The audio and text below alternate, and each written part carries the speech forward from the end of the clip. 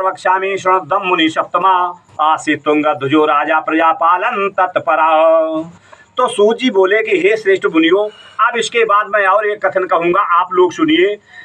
अपनी प्रजा को पालन करने वाला वह तुंगध्वज नाम का राजा था, क्योंकि कहा गया है कि जासुराज प्रिय प्रजा दुखारी और शूद्रपो आबसे नरक अधिकारी। जिस राजा के राज्य की प्रजा दुखी होती है वह राजा नरक का अनुगामी होता है, लेकिन नहीं, तुंगध्वज नाम का ऐसा राजा था जो प्रजा का पालन करने वाला था।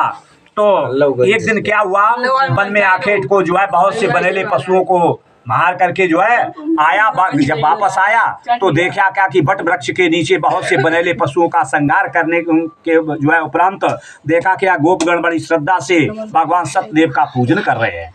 वहीं पर लेटा हुआ राजा जब गोपगण यथा श्रद्धा विधि से जो है भगवान की कथा विराम हुई तो प्रसाद ला करके गोपगणों ने जैसे राजा के पास लाए तो राजा ना तो प्रसाद लिया और ना ही मस्तक झुकाया, ना जय जयकार की। भगवान उस पर रुष्ट हो जाते हैं। जब प्रसाद का परित्याग कर दिया तो रुष्ट हो जाते हैं और रुष्ट हो जाने के कारण उसके 100 पुत्र थे वो मृत्यु को प्राप्त हुए और जो भी धन खजाना था वो भी जो है समापन हो गया। तो इतने में जब विचार कर लिया तुंगध्वज ने कि मेरा जो कुछ भी गया वो सब सत्यनारायण भगवान की ही कृपा का प्रसाद है।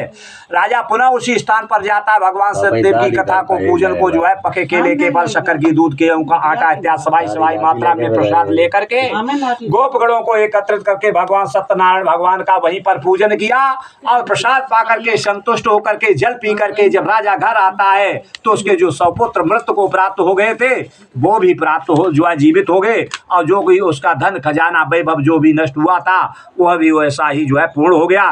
तो सूत जी कहते हैं